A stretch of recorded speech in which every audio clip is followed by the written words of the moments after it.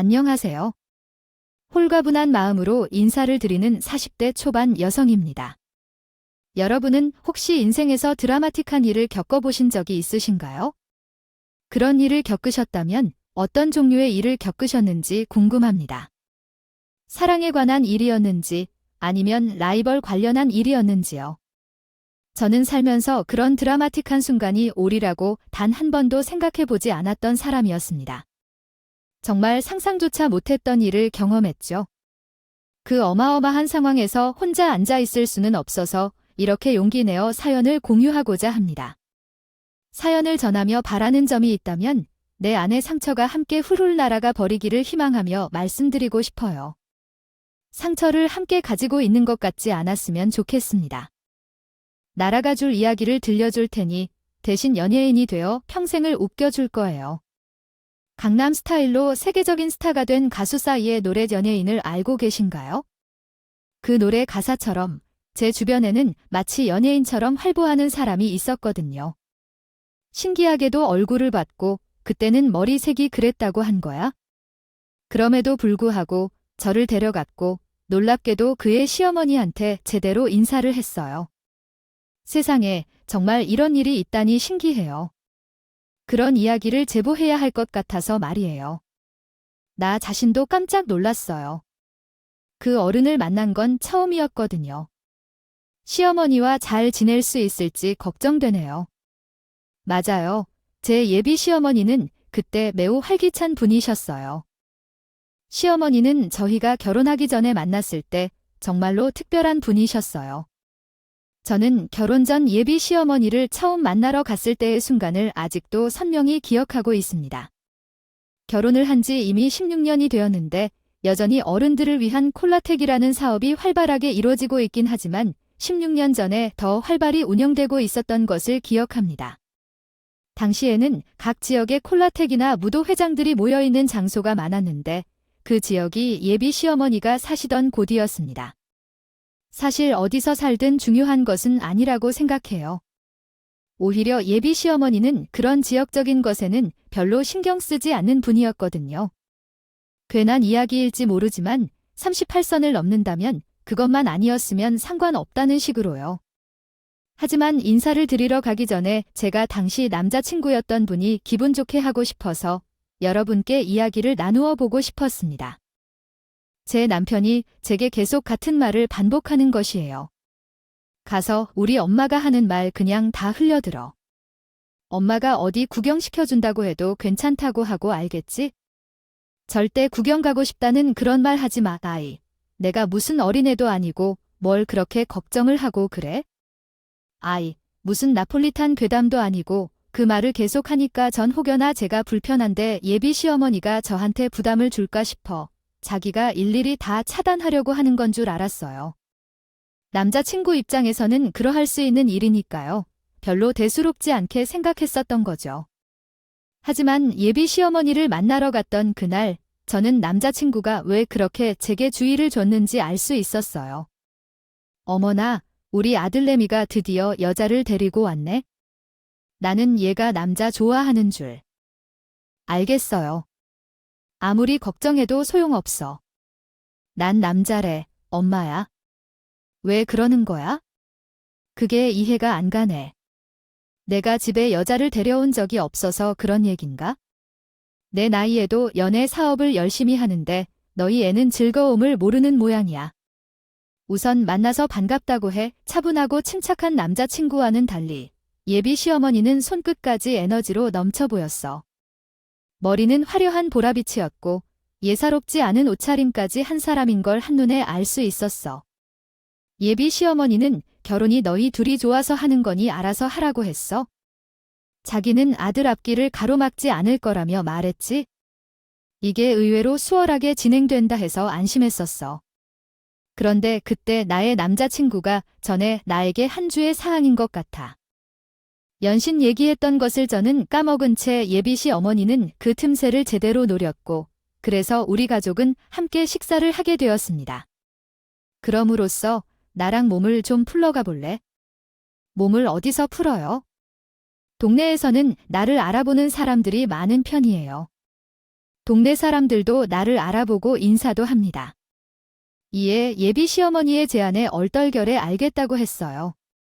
남자친구는 그곳으로 왜 데려가냐고 물었지만 자기도 날이 날인지라 격하게 예비 시어머니를 말리지 못한 거였죠. 그래서 저는 보라빛 머리를 찰랑거리며 딱 붙는 검정 반짝이 옷을 입은 예비 시어머니를 따라 처음 무도 회장이라는 곳을 방문했어요. 아, 나이트는 조금 다른 개념인데 동네에서 유명 인사라고 스스로 지칭하는 예비 시어머니의 말대로 정말로 연예인이나 마찬가지예요. 등장할 때마다 예비 시어머니가 한 걸음 뗄 때마다 사람들이 예비 시어머니를 다 알아보고 인사를 했어요. 여기서 특이한 점은 남자분들만 인사를 했다는 점이에요. 아이고, 송 여사, 오늘은 이쁜 딸이랑 같이 나왔네요. 어머니. 딸은 뭐, 우리 예비 며느리가 우리 아들과 결혼하러 가야 한다고. 우리 아들이 결혼할 때 구경 오고 가야 해요. 알겠어요, 오라버니. 그럼. 송 여사 집안 인사란 말야. 당연히 내가 그 정도는 해야지. 오늘은 얼마나 있다 가나요? 요즘 친구들이 말하기를 빌린다면 예비 시어머니는 그 동네에서 꽤 인기 있는 사람인 것 같았어요. 인싸는 엄청 인기 있는 사람을 칭하는 말이에요. 예비 시어머니는 인사 그 자체였어요. 특히 동네 아저씨들한테 말이에요. 그 모습을 보면서 남자친구 표정은 좋지 않았다만 저는 활발한 예비 시어머니를 좋아했어요. 어머니의 모습은 밉게 보이지 않았어요. 어머님이 너무 외향적이라서 나에게 주의하라고 하셨거든요. 나는 뭐라고? 나도 외향적이라니. 나도 자기가 참 걱정 많이 하는구나. 맞아, 자기가 그렇게 생각하면 다행이야. 그렇게 생각하면 되겠지? 아니라고, 오빠 좀 봐봐. 어머니랑 얼마나 잘 어울리시는지. 제가 어머니를 너무 외향적인 예비 시어머니로만 생각했어요. 괜히 제가 지치게 하고 싶지 않아서 남자친구가 걱정하는 줄만 알았거든요. 하지만 제가 한 말이 살아서 문제가 생겼어요. 남자친구가 너무 걱정했던 일이 말야. 순식간에 일어난 일이라 제어할 수 있는 게 없었어요. 정말 사람은 예쁘게 만드는 게 없어. 이것저것 할 일이 없어서 할 말인 줄. 남의 남편과 놀던 중에 난 너희 집에 사라져간 내 돈을 돌려달라고 요구했어. 내 돈을 물었을 때 아주 빠르게 일어난 사건은 정말 이해할 수 없었어. 예비 시어머니가 마치 연예인처럼 화려하게 자리를 표하고 인사를 하며 돌아다닐 때 갑자기 다른 아주머니가 달려들어 예비 시어머니의 보라빛 머리칼을 잡고 뜯어내기 시작했어. 분위기가 순식간에 전환되어 시상식을 보는 것 같았지만 실제로는 싸움이 벌어졌어. 예비 시어머니에게 화를 내며 인사를 건넸던 중년 아저씨들이 갑자기 흩어지기 시작했어. 그것은 아주머니끼리 달려들어 다투는 것에 대한 난리법석이었어. 발광한 아비의 소중한 그 흥겨운 노래는 어느새 비명과 욕지거리 속으로 묻히고 말았어요. 어디서 말이야, 어디서 개수작이냐, 야, 너 동네에서 개짓거리하고 다니는 거, 우리가 그거 몰라서 그냥 놔준 줄 아니야. 어디까지 하나 두고 보자. 아주 전염 머리털 다 뽑아버리자. 우리가 그렇게 벼르고 있었던 거야? 이 꽃병 같은 년아, 전살다살다 그런 난리는 또 처음 봤었어. 고함 소리는 들려오지 않고 그렇게 예비 시어머니를 보고 좋다고 웃음 짓던 아저씨들은 자기 와이프들 나타나니까 도망을 치더라. 가관이었다. 예비 시어머니가 정말로 동네 아저씨들한테 연예인이나 다름없었더라고요. 하지만 좀 안 좋은 연예인이었죠. 그런 상황이었어. 예비 시어머니한테 아주머니들이 달려들어 머리를 뜯어버린다고 악을 썼던 건 예비 시어머니가 많은 중년의 아저씨들에게 오빠라고 하면서 돈을 뜯어낼 수 있었던 이유는 그런데 그 와중에 예비 시어머니가 한 말이 아주 훌륭한 명언이었어요. 이거나 내가 니년들 남편들한테 돈 갖고 오라고 한 적 없거든. 아, 니년들 서방놈들이 알아서 갖다 바친 거야. 이거 왜 이래? 그게 억울해. 아이 그러면 년들도 좀 꾸미지 그랬니? 응, 예쁜 게 쟤야, 쟤냐? 와, 정말 대박이지 않나요? 저런 말을 입 밖으로 꺼낼 수가 있다니?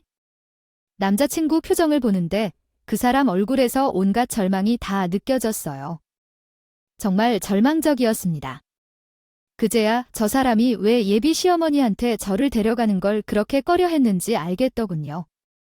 결국 그날 처음 인사를 하고야 말았습니다. 무도회에 참석하고 처음으로 무도회장을 둘러보았고 처음으로 경찰서도 다녀왔어요. 정말 많은 경험을 했죠. 그 경험을 통해 결혼한 이후에 더 다양하게 경험했다는 게 가장 큰 요점이에요. 끊임없는 것 같았어요. 어머니, 이건 정말 아니죠. 다른 사람이 아니라 어머니가 아들에게 사기를 친다 그대로 둘 수 있어요. 이건 안 되는 거예요. 저는 당장 경찰에 신고할 거니까 그런 줄 알아요. 네, 너 지금 뭐라고 했어? 경찰에 신고를 할 거야? 아니, 너 미쳤어. 이게 어디서 달린 주둥이라고 말하는 건 잘못된데 신고를 왜 해? 내가 신고를 왜 하냐고 물어볼 만한 이유가 있어야 하는데. 아니겠죠? 저는 이번에 어머니에게 정말 많이 실망했어요. 다를 게 없어요. 어떻게 그런 상황이 벌어진 거죠? 제가 알아서 처리할 테니까 걱정 마세요. 시어머니와의 관계는 정말 좋지 않았어요. 물론 저뿐만 아니라 남편과 시어머니 사이도 좋지 않았어요. 결혼하고 나서 시어머니와 저희 부부는 꽤 떨어져 살았기 때문에 자주 볼 일이 없었어요. 하지만 세상이 좋아져서 핸드폰과 인터넷이 생겨거리는 중요하지 않았어요. 어쨌든 앞서 발생했던 상황을 여러분도 보셨을 텐데 시어머니는 남자 문제가 좀 복잡한 사람이었어요. 이상하게 말이죠. 우리 부부가 결혼할 때 저희 집에서 주석자리에 앉은 남자친구분과 1년 만에 헤어지셨나 보다 여러 남자를 만나셨다가 중년의 아저씨와 꽤 오랫동안 만나셨어요. 아, 만나는 건 좋지만 왜 그런 이상한 사람을 만나느냐고 하는 이야기죠. 이것이 바로 그 복잡한 상황이었어요. 아저씨 정말 별로였어요. 제게 얼마나 불쾌하게 했는지 몰라요. 아이고, 제가 몇 년 더 늦게 태어났어도 우리 송여사 같은 며느리를 만나서 마음을 편히 했을 텐데 말이죠. 아쉽네요. 아마 오라버니는 그렇게 말하겠지만 나는 너무 서투른 척을 하는 것 같아요. 젊을 적에는 우리 며느리보다 훨씬 더 매력 있었어요. 그러니까 나이가 들어도 저 정도로 위압적일 것 같아요. 오라버니는 나만 바라봐야 한다는 걸 알아요. 질투하는 거겠죠? 나는 우리 송여사만을 생각하고 있어요.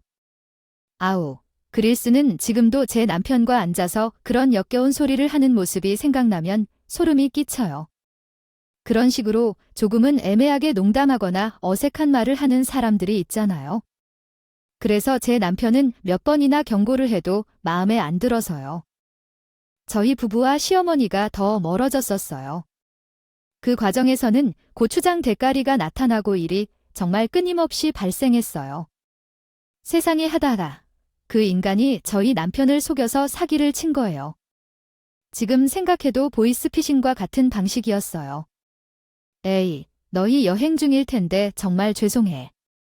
그런데 상황이 너무 좋지 않아서 말이야. 정말 죄송해. 그 고추장 대가리가 우리 남편을 속여서 거짓말을 한 거예요. 그것도 아주 교묘하게 말이죠. 그땐 우리 부부가 결혼 기념일을 맞아서 일본으로 여행을 가고 있었어요. 즐겁게 놀고 있는데 시어머니의 남자친구로부터 연락이 왔죠. 그 고추장 대가리에게는 비싼 해외 연락망으로 연락하고 싶다면 일이 있어야지라고 생각해서 전화를 받았죠. 그런데 그건 수학기 너머로 말이에요. 시어머니의 남자친구가 많이 울며 이야기를 할 때 아이 정말 미안하다. 사람은 살려야지. 송여사, 당장 수술을 받아야 한다고 했어. 그러나 나나나 너희 엄마가 못한다면 말해야 할 게 있어? 두 분 모두 그러한 것이 없으니까 나가 너에게 전화를 걸었어. 그 고추장 아저씨가 남편에게 전한 상황은 이랬어. 우리 시어머니가 지금 사고를 당했는데 급한 수술비가 필요하다고 해. 시가 급하다고 할 때 전화를 받은 사람이 울어하며 말했는데 시어머니가 사고를 당했다고 했어. 우리가 어떻게 진정을 할 수 있겠어? 고추장 대가리는 신용점수가 자라 신용카드도 없고 시어머니도 신용회복 중이라 카드를 만들 수 없는 상황이었어. 결국 남편이 몇백만 원을 내야 했다. 시어머니가 남자친구의 친구에게 보냈어요. 시어머니가 위급한 수술비를 내야 하는 상황이어서 그 돈을 직접 찾기 어려울 것 같아요. 정말 감사합니다. 아저씨 정말 고맙습니다. 아저씨가 옆에 계셔 주셔서 정말 다행이에요. 아, 정말 감사합니다. 그런 소리 하지 마세요. 나는 너를 남자라고 생각한 적이 없어. 내 아들이니까 아들 취급하지 마. 내가 수술 경과를 보고 바로 연락할 테니까 걱정하지 마세요. 얼마나 감동적인 통화였어요. 저희 부부는 시어머니의 남자친구가 시어머니 곁에 있는 것이 정말 다행하다고 생각해요. 그렇게만 생각하고 있었어요. 내가 너무 편견으로 사람을 봤구나 하는 생각까지 했었어요. 정말 괜찮겠어요. 미안해요. 당신도 참 이상한 소리 하네요. 뭐가 미안해요? 당장 달려가는 게 맞는 거야? 거지, 지금 중요한 것은 일본 여행이 아니야. 얼른 가서 어머니의 상황을 확인해야지. 시어머니가 수술을 했다는데 우리가 여행 기간 중에 어떻게 그쪽으로 남기고 올까? 일정을 마무리하고 다음 날 즉시 한국으로 들어갔어. 시어머니가 수술하기 위해 갔다고 했던 그 병원으로 갔어. 동네에 꽤 큰 병원이 있잖아. 건물 전체가 그 병원의 것인 그런 곳 말이야. 거기서 수술을 했다는데 가서 시어머니 이름을 말했더니 이미 퇴원을 했다고 하더라고. 아, 이게 상식적으로 말이 안 돼. 어떻게 그렇게 긴급한 상황에서 수술하러 가서 바로 퇴원을 했다는 거야? 말이 안 되는 일이라고 생각했어? 여러 번 병원 데스크에서 확인해봤지만 정말로 시어머니가 없었어. 그러나 그런 실망과 혼란이 가득한 마음을 안고 나오는데 익숙한 보라빛 머리와 빨간빛 머리가 보이더군요. 1층에 있는 약국에서 약을 탄 것인지 그걸 들고 나오는 모습이었어요. 엄마, 어머니, 엄마, 어디가, 엄마, 아저씨, 저희는 그 상황을 보고 믿기지가 않았어요. 그렇게 못난리가 났다고 하던 사람들이요. 멀쩡하게 하하호호 웃으며 약국에서 나오니 말이에요. 그 보라빛 머리와 빨간빛 고추장 머리는 누가 봐도 저희 시어머니와 시어머니 남자친구였어요. 저희가 부르니까 뒤도 안 돌아보고 막 도망을 가더라고요. 그래도 저희가 젊은데 더 빠르죠. 후다닥 달려가서 그 두 사람을 붙잡았어요. 하휴, 너희는 동네 창피하게 왜 이렇게 따라와? 쪽팔려 죽는 줄 알았네. 엄마, 대체 무슨 수술한 거야? 뭐. 어디를 다쳤길래 얼굴이 이래. 저 어머니, 혹시 쌍꺼풀 수술하셨나요? 아, 그래요. 시어머니가 수술을 하셨다고요? 무슨 수술을 하셨냐고요? 쌍꺼풀 수술이요. 그걸 하셨다고요. 요즘에도 그런지는 몰라도 예전에는 안과에서도 쌍꺼풀 수술을 많이 해주었죠. 성형외과는 더 싸게 할 수 있어요.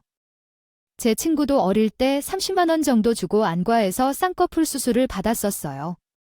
어쨌든 이상하잖아요. 쌍꺼풀 수술을 하는데 위급하다고 난리를 치고 몇백만 원을 가져갔다고요. 여러분도 기억하시죠?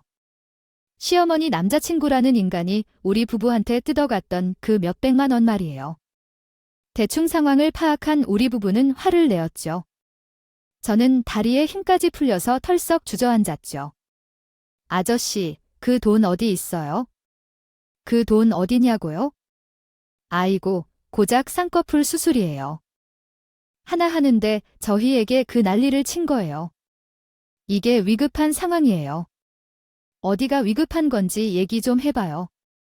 왜 그 파제 사람마다 그 기준이 다른 것뿐이지. 너는 어떻게 생각하는지 몰라도 나는 우리 송 여사가 속눈썹이 계속 찔려서 아파하는 거 보는 게 괴로웠어. 그게 얼마나 위급한 상황인지. 무슨 궤변을 저리도 장황하게 늘어놓는 건지.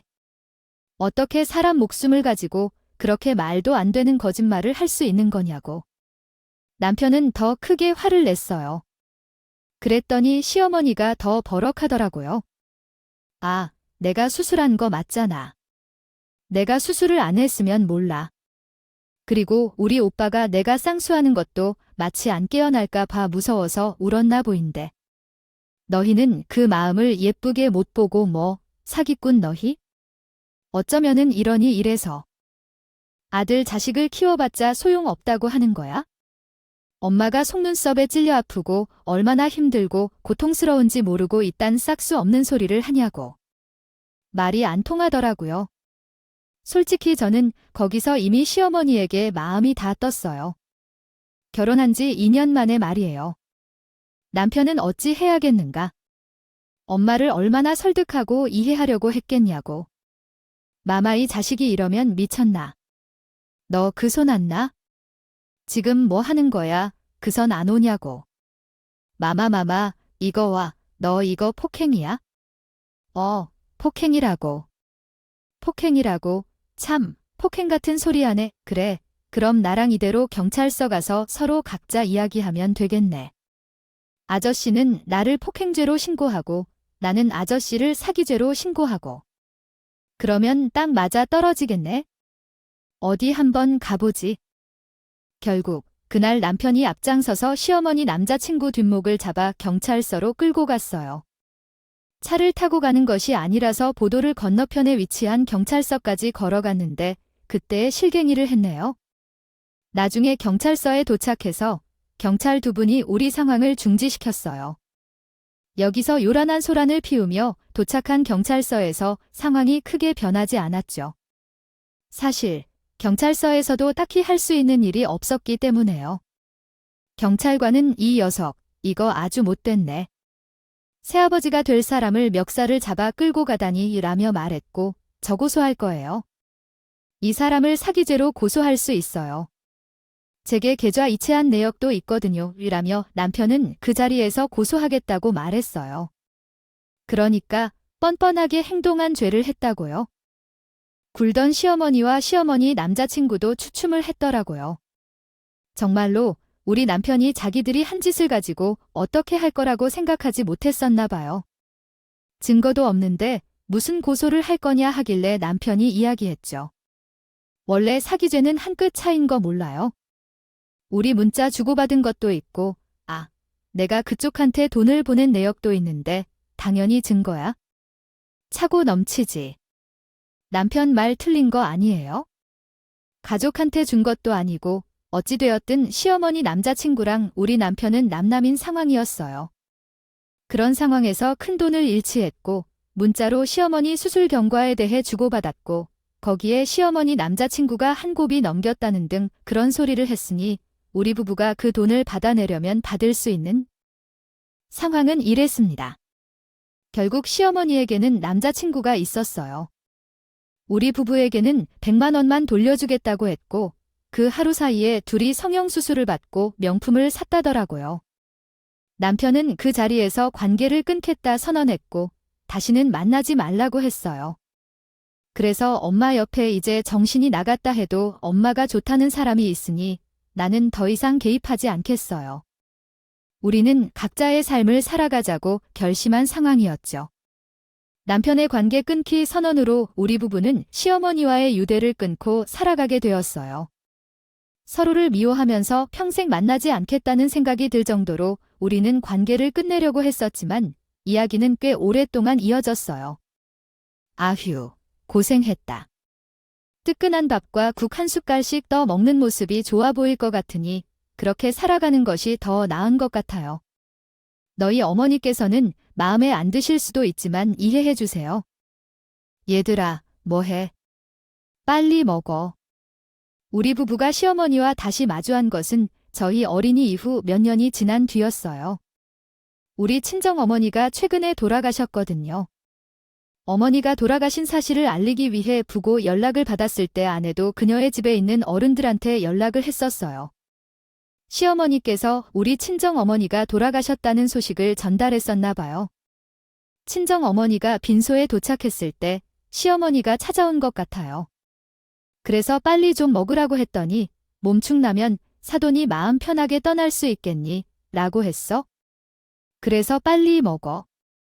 아이고, 너 얼굴이 상한 것 좀 봐봐. 잠 한 번도 못 잤겠지? 얼른 먹어야 잠을 자겠지? 예. 아가, 그래도 산 사람은 살아야 해. 그래서 세상 떠나는 사람도 마음 편하게 떠날 수 있는 거야. 나를 챙겨주는 시어머니의 눈빛과 시어머니의 마음을 함께 받아들여야 해. 듣는데 그때 기분이 참 묘했어요. 친정 엄마가 돌아가셨고 그리고 친정 아빠는 제가 너무 어릴 적에 돌아가셨었기 때문에 이미 아버지에 대한 부재는 제가 무뎌진 상황이었거든요. 이제 나한테는 부모가 없는구나 생각하고 있는 찰나에 시어머니가 빈소 안으로 들어서서 저를 그리주시는데 정말로 기분이 묘하더군요. 뭐라고 설명을 해야 할지 나한테 부모님은 이제 저분뿐인 건가 하는 생각이 들면서 시어머니가 반갑기도 하고 밉기도 하고 불편하고 참 오만 가지 감정이 다 들었어요. 아이고, 그래도 사돈이 나서서 챙겨주시니 다행이네. 저렇게 해주시는 시어머니가 어디 있겠어요? 너희 엄마가 덕을 많이 쌓고 살았기는 했었나 보다. 아이, 너한테 저 그렇게 좋은 시어머니도 보내셔야 했겠지요.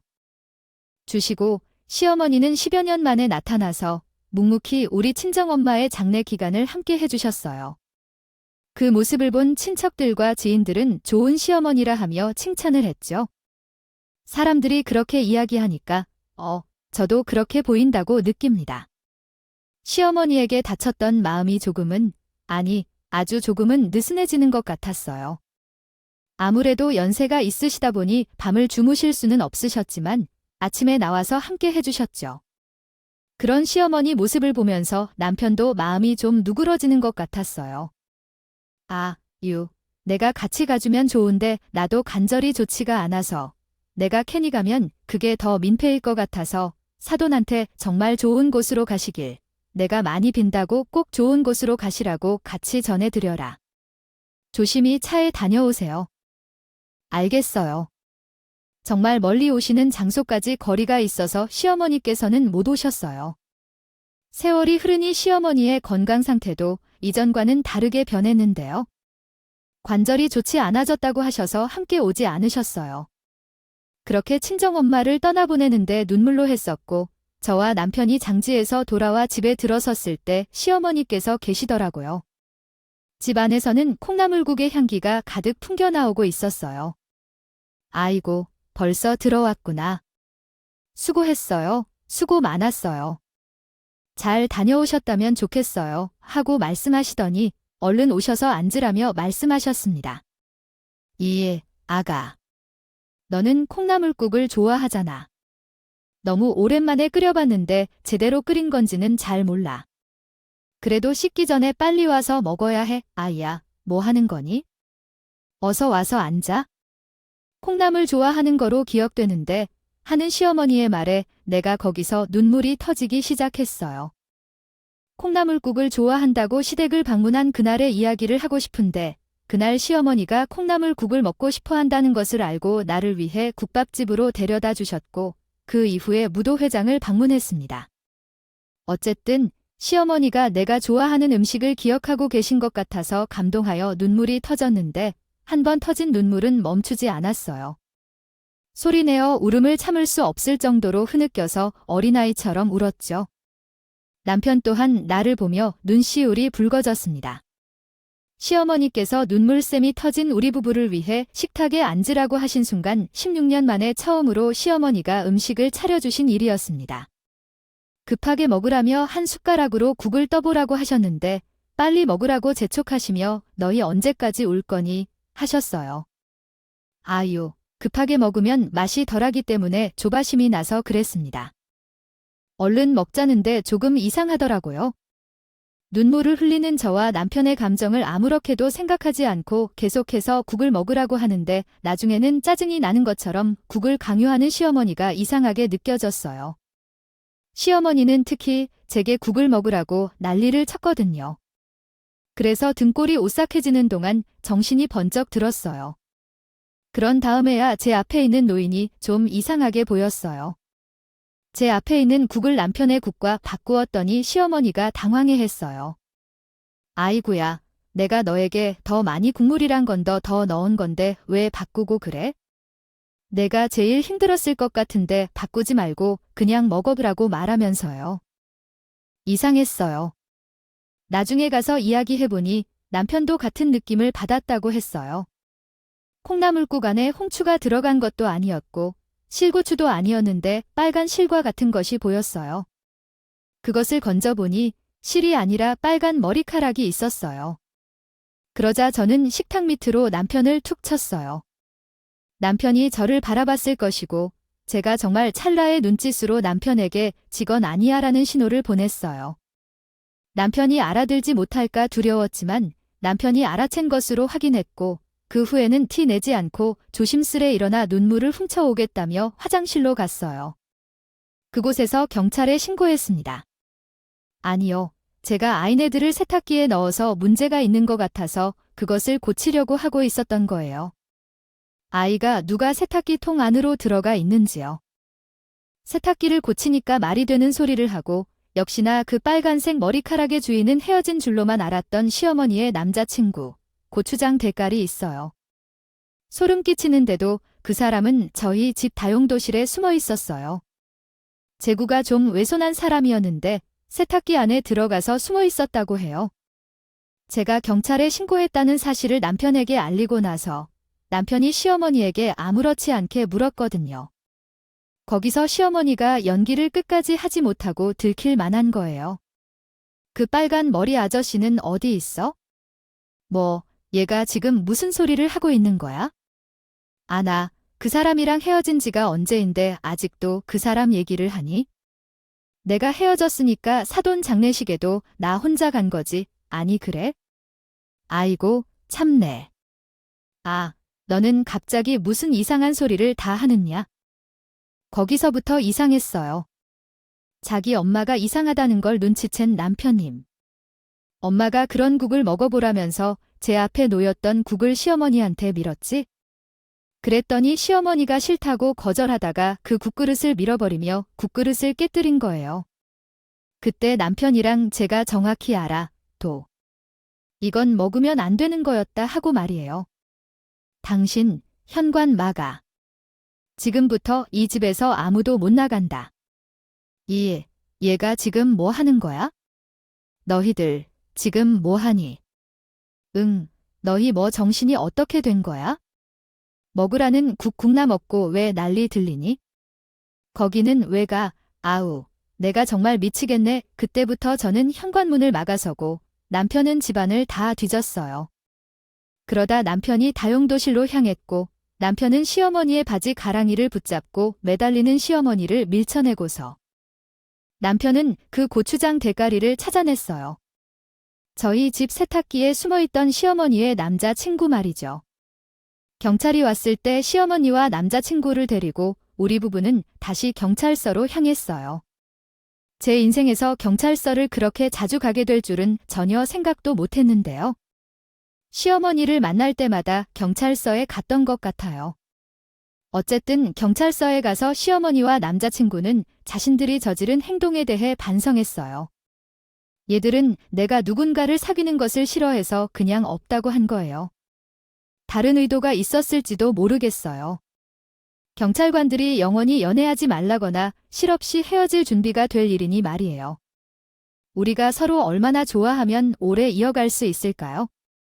그렇게 오래 연애를 하겠다면, 이 나이에 아이가 있노라면, 그런데 저 녀석이 나를 좀 안 좋아해요. 우리가 좀 그런 일이 있었었거든. 그래도 그렇지. 자기 엄마가 좋다고 말하는 남자인데 이렇게 크게 일을 만드네요. 시어머니도 시어머니 남자친구도 그곳에 와서 거짓말을 하더라고요. 그러면서 자기네들의 사랑이 마치 엄청나게 대단하고 순수한 것처럼 포장을 하려고 했어요. 그런 말을 하던 그 인간들의 이야기를 묵묵히 듣고 있던 남편은 시어머니와 시어머니 남자친구가 하는 말에 대해 어떠한 대꾸도 하지 않은 채로 있어서 경찰관한테 핸드폰을 내밀었다. 그리고 남편이 내민 핸드폰을 들여다보던 경찰은 파출소에서 이 문제를 해결할 수 없다면서 이 사건은 경찰서로 넘어가야 한다고 말했어요. 그리고 곧바로 경찰서로 연락을 취해야겠다고 했어요. 왜 이런 일들을 여기서 처리해야 하는 거죠? 아니요, 지금 어디에 전화를 거는 건가요? 참내 나 정말 미치겠네. 내가 내 자식과 며느리 생각하면서 콩나물을 끓여준 게 이런 상황으로 번져나가게 될 줄이야. 아유, 어쨌든 나 앞으로 너희들에게 콩나물 대가리도 안 가져다 줄 거니까 이만 끝내자. 아이고, 지금까지처럼 서로 남남으로 지내자고. 난각 오라보니 뭐해? 나와. 못 가십니다. 지금 현행범으로 경찰서에 같이 넘어가야 해요. 현행범. 아이, 양반이 지금 왜 그런 소리를 하는 거야? 우리가 뭘 잘못해서 현행범이 된 거라고? 이게 뭐 하는 건데? 그 민중의 지팡이가 편파적으로 가려도 되는 건가요? 편파적이라는 게 뭐 정확한 이유가 있어서 이렇게 넘어가는 걸까요? 시어머니와 시어머니 남자친구는 얼렁뚱땅 그 상황에서 빠져나가려다가 결국 제대로 길을 잃었습니다. 그래서 어쩔 수 없이 우리의 가족 구성원은 지구를 벗어나 아예 다른 지역 경찰서로 가야 했죠. 남편이 제시한 것은 홈 CCTV 자료였는데 아이가 결국 생기지 않아서 아이를 둔 것을 포기하고 우리의 강아지를 아이처럼 키우게 되었어요. 그때도 비슷했고, 그래서 우리의 강아지에 대해 좀 더 신경을 쓰고 우리 둘 다 출근하여 집을 비운 경우에도 강아지가 외로워하지 않도록 집에 홈 CCTV를 설치해서 강아지가 무슨 짓을 하는지 소리도 듣고 남편이나 저도 강아지를 부르는 소리를 CCTV로 전송하기도 했어요. 그때 시어머니와 시어머니의 남자친구들이 그것을 보고 CCTV가 있다는 것을 몰랐다고 해요. 그 두 사람이 재치 있었던 시간에 우리 부부의 집에 침입했다고 해요. 주고받은 대화 내용이 다 담긴 거, 그랬었죠. 내가 빈속 그거 며칠 가서 좀 이루어주니까 나한테 자기네 대집 피번을 스멀스멀 불러주더라고요. 빵 수도가 망가져서 좀 씻고 싶은데 잠깐 집 좀 쓸 수 있겠냐 했더니 바로 알려주더라고요. 어이구, 하여간 우리 송여사 머리가 어쩜 그렇게 영특한지 몰라. 자네는 그 머리로 나란 일을 했어야 하는데 말이야. 아이 누가 아니래요? 오라보니 내가 애들 아빠를 너무 일찍 만나서 내 인생이 꼬인 거지 뭐. 사고 쳐서 애가 나왔더니 그 사이 먼저 하늘로 가버리고 하여간 내가 그때 그 인간이랑 술을 마시는 게 아니었는데. 아휴, 내가 우리 오라버니를 그때 만났어야 했어. 시어머니는 우리 부부한테 애초부터 거짓말했던 거 그랬었어요. 월세 빵 수도가 망가져서요. 못 씻는 닭일래 저희 집이 장례식장에 가깝기도 해서 시어머니에게 비밀번호를 알려준 거였거든요. 편하게 씻고 가시라고 말이에요. 그러나 그 여자가 다 악용한 거였던 거 있죠. 한 마음을 가지고 자기네들 이익을 취하려고 했던 겁니다. 그러면서 대화 내용을 듣는데 돌아가신 저희 친정엄마가 저를 구해준 건 아닐까 싶었어요. 등골이 오싹하고 소름이 돋았던 게 저희 엄마가 저한테 준 신호가 아니었나 싶었죠. 며느리 엄마가 돈이 어마어마하거든. 땅 부자야. 땅 부자 덕근 다나 자식이라고는 걔 하나인데 당연히 걔한테 다 주지 않았겠어. 그러니까 거기서 돈 좀 갖고 오자. 이거야 원 자본이. 그럼 우리도 어디 가서 작은 원룸 건물 하나 지어서 월세를 받아 먹으면서 우리와 큰 소리 치면서 살 수 있다니까. 아이고. 너무 좋을 것 같아요. 지하에 무도회장을 하나 만들까요? 거기서 손녀사랑, 나, 그리고 다른 분들을 교습도 좀 해주고 말이에요. 아주. 김치국을 항아리에 넣어서 들이킬 때 결론적으로 말하자면 시어머니는 저와 남편의 국을 마시면서 잠을 잘 수 있게 하는 재료를 넣은 것이었어요. 특히 제 국에 더 많이 넣었어요. 그 국을 마신 후에 저와 남편이 잠이 들면 우리 친정엄마가 남겨둔 유언장을 고치려고 했던 것 같아요. 저 이야기는 똑똑한 게 아니라 멍청한 이야기예요. 유언장을 얼마나 많이 고쳐도 받아쓰기 시험은 아니잖아요.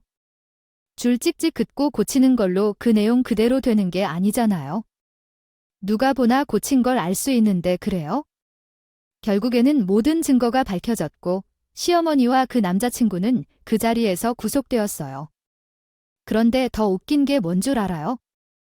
시어머니는 사람들에게 너무 뻔뻔했다는 거예요. 자신이 잘못해서 구속당했는데 저희 부부를 원망하겠다 그러세요. 너희가 나한테 자식 노릇을 제대로 했다면 내가 돈에 대한 욕심이 이리 크지 않았을 텐데. 너희가 나한테 그렇게 못 썩게 할 바람에 나도 어쩔 수 없이 이런 일이 된 것이다. 나쁜 것들아, 너희가 왜 아이가 안 생기는 줄 모르는가. 싸가지 없는 여자라서 그럴지도 몰라.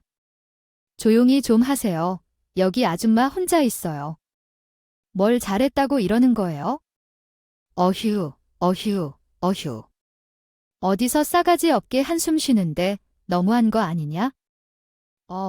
여기서 요즘 젊은 사람들은 부모를 존중하는 법을 몰라요.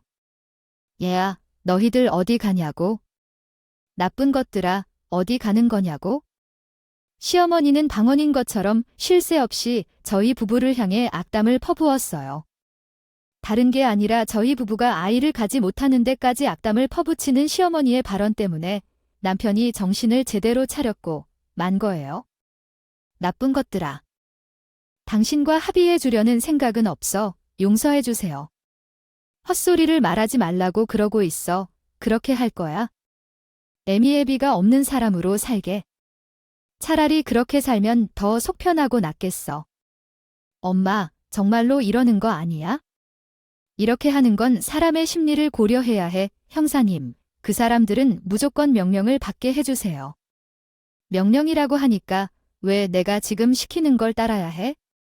어른 나이에 지금까지 사는데 왜 그런 지시를 받아야 해? 남편이 합의해 주기를 원치 않아서 두 번째로 부부에게 연락하지 말라고 했어요. 그리고 그 사람들은 반드시 명령을 받게 해주기를 요청했죠. 그리고 시어머니와 시어머니 남자친구는 주장으로 우리 부부에게 해를 가하려고 시도했어요. 시어머니의 나이대의 입으로 말하자면 뻔뻔하게도 시어머니는 그런 일을 했다고 말했어요.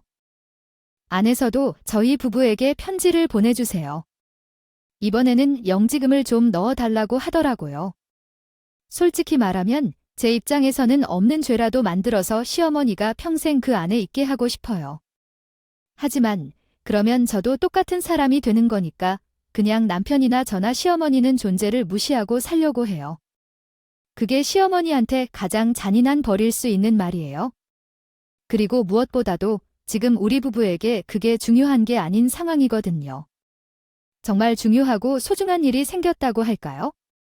그러니까 장모님이 내 꿈에 나오셔서 나에게 너무 예쁜 복숭아를 딱 주시는 거야. 그런데 그 복숭아가 너무 작고 귀여워서 아뽀얗고 비이 나고 그래서 그거를 내가 탁 받은 거지 아우 그랬더니 장모님이 내가 안고 있는 그 복숭아를 한참 쓰다듬어 주시다 하셨다니 그래서 그게 태몽이라는 말이에요. 여보, 우리 시험관 아기를 언급했는데 결국 안 생겼어요. 그리고 이 제 40대 초반이라 자연 임신이 될 리는 없을 거라고 생각했지만 제 예상은 틀렸어요. 40대에서 자연 임신을 하게 될 거라고는 상상도 못했어요. 남편이 꾸었던 꿈인 태몽이 맞았던 거예요. 친정 엄마가 차고차고 소중히 간직하던 복숭아를 내 남편에게 건네줬대요. 그 복숭아를 건네주고 한참 동안 쓰다듬어 주다 떠나셨대요. 엄마는 우리에게 귀중한 생명을 전해주고 떠난 것 같아요. 아직 성별 확인은 못 해봤지만 복숭아라 때 마음이 울적해져요. 어제 병원 다녀왔는데 친정 엄마와 같이 출석한 어떤 여자가 있었어요. 남편이 바빠서 같이 못 갔다는 게 약간 서운했어요. 친정 엄마에게 그 여자가 막 툴툴거리는데 너무 부럽더라. 부러울 게 뭐가 있어? 내가 당신이 검진을 할 때마다 찰싹 붙어서 따라갈게. 그리고 절대 잊으면 안 돼. 우리 아기 장모님이 우리한테 보내주신 거잖아. 그게 더 중요한 거지? 장모님이 잘 키우라고 우리한테 보내주신 거야? 그러니까 그런 걸로 마음 아파하지 마. 임신을 하고 나서 지날수록 친정엄마에 대한 그리움이 더욱 커져만 가는 건 사실이에요. 병원에 친정엄마랑 같이 온 산모들을 보면 그렇게 부러워요. 저 사람들은 산후조리를 하고 나서 친정엄마가 미역국도 끓여주겠네. 아이가 아플 때 친정엄마에게 엉엉 울면서 전화를 할 수도 있겠다. 친정엄마에게 쪼르르 달려가서 남편이랑 투닥거린 이야기도 할 수 있겠지. 이런저런 생각이 들면서 말이에요. 하지만 저도 알아요. 저는 누구보다도 다정하고 멋진 남편과 함께하고 있으니 서러울 거 없다는 거예요. 남편 말대로 엄마가 소중히 건네주신 우리 아이니 엄마와 항상 함께한다는 마음으로 정말 잘 키워보려고 해요. 혹시 괜찮다면 제가 아이를 낳고 우리 엄마의 품이 너무 그리울 때 이곳에 와서 여러분들께 어리광도 부리고 웅석을 부려도 괜찮을까요? 여러분이 넓은 마음으로 허락해 주신다면 말이에요. 아무리 정보가 많은 세상이라고 해도 항상 저의 길잡이였던 엄마가 안 계시니 조금은 혼란스럽기는 하네요. 여러분께서 위로의 댓글을 남겨주시면 감사할 것 같습니다. 여기서 제 이야기를 마무리하도록 할게요. 어리가 많은 40대 임산부 이야기를 들어주셔서 정말 감사합니다. 항상 건강하세요.